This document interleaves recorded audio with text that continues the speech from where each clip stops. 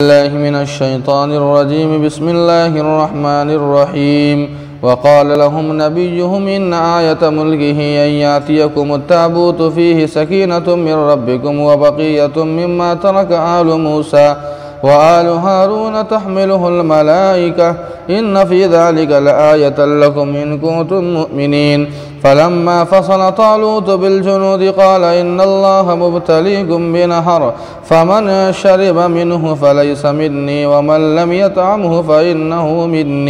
فإنه مني إلا من اغترف غرفة بيده فشربوا منه إلا قليلا منهم فلما جاوزه هو والذين آمنوا معه قالوا لا طاقة لنا اليوم بجالوت وجنوده قال الذين يظنون أنهم ملاقو الله كم من فئة قليلة غلبت فئة كثيرة بإذن الله والله مع الصابرين۔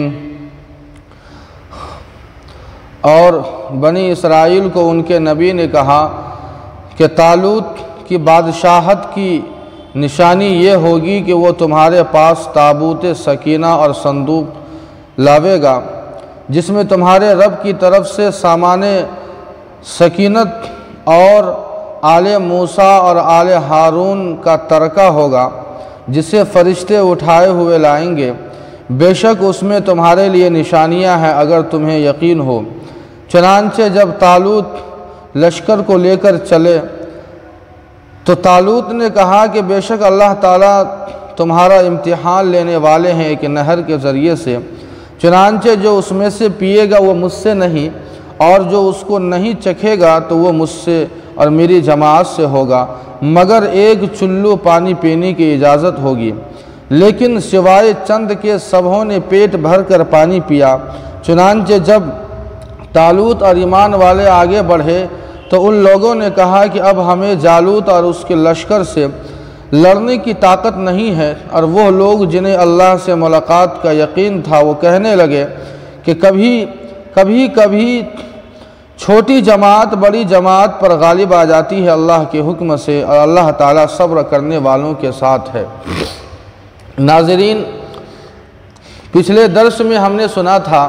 کہ جب حضرت شمعون علیہ السلام نبی بنا کر بنی اسرائیل کی طرف بھیجے گئے تو بنی اسرائیل اپنی عادت کے مطابق حضرت شمعون یا شمویل کی انہوں نے تکذیب کی، اور ان کے یعنی بنی اسرائیل کے ڈیمانڈ پر ایک بادشاہ اللہ تعالیٰ نے طالوت نامی شخص کو بنایا تھا، لیکن طالوت نہ لاوی خاندان سے تھا اور نہ یہودا خاندان سے تھا۔ جس خاندان میں نبوت اور بادشاہت چلی آ رہی تھی یہی لاوی اور یہودا خاندان تھے، جس خاندان میں نبوت اور رسالت اور بادشاہت جو ہے اور حکومت تھی، لیکن ان دونوں خاندان سے طالوت کا تعلق نہیں تھا، لیکن اللہ تعالیٰ نے علم سے نوازا تھا اور جسم سے نوازا تھا جو ایک بادشاہ کے لیے ضروری ہوتا ہے، لیکن انہوں نے انکار کیا۔ تو حضرت شمعون نے کہا کہ دیکھو، اگر وہ تمہارا کھویا ہوا تابوت جو تمہارے آباء و اجداد کو ملا تھا، جو جالوت نامی شخص قوم عمالقہ کا جو ظالم بادشاہ تھا جو تم سے چھین لیا ہے، اگر وہ تمہارے پاس لے آوے گا تو تم مانو گے؟ تو سبھوں نے کہا کہ ہم یقین کریں گے کہ بے شک اللہ نے طالوت کو بادشاہ بنایا ہے۔ چنانچہ جالوت جو قوم عمالقہ کا آدمی اور بادشاہ ظالم بادشاہ تھا،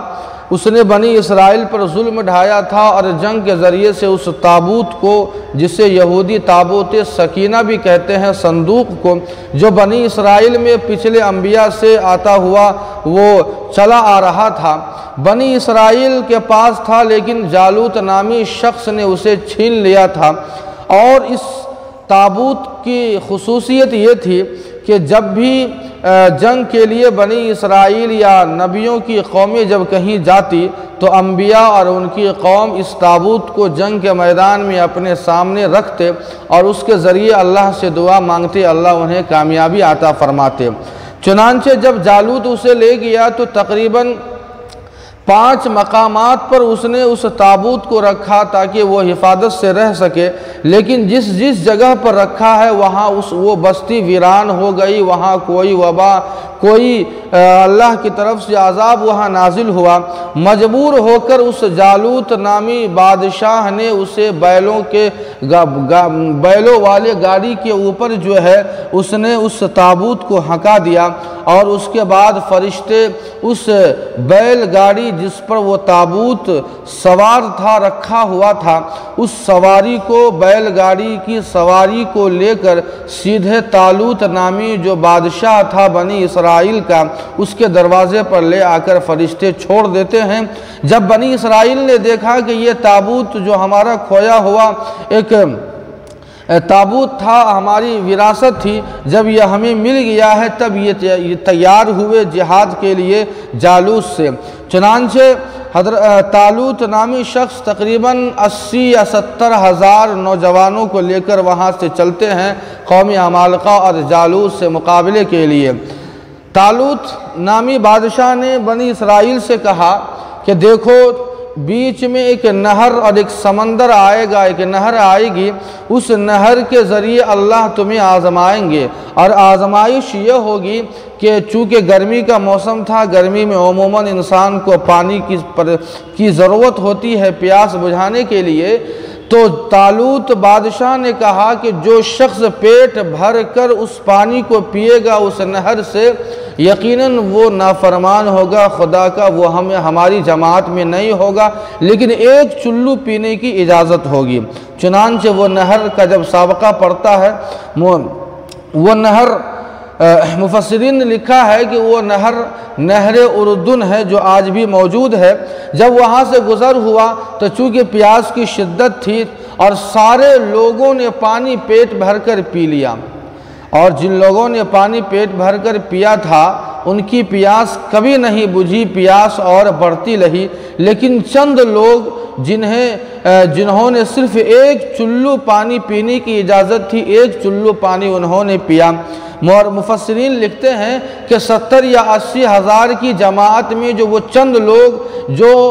طالوت کی بات کو مان کر صرف ایک چلو پانی پیا تھا، کچھ نے کہا کہ 600 تھے، کچھ نے کہا اصحاب بدر کی تعداد یعنی 313 تھے۔ الغرض وہ 313 بچ گئے اور سارے لوگ وہاں سے مکر گئے، جنگ سے مکر گئے، اور طالوت وہ صرف 313 کی جماعت لے کر جالوت اور اس کی لشکر سے مقابلے کے لیے وہاں سے روانہ ہوتے ہیں۔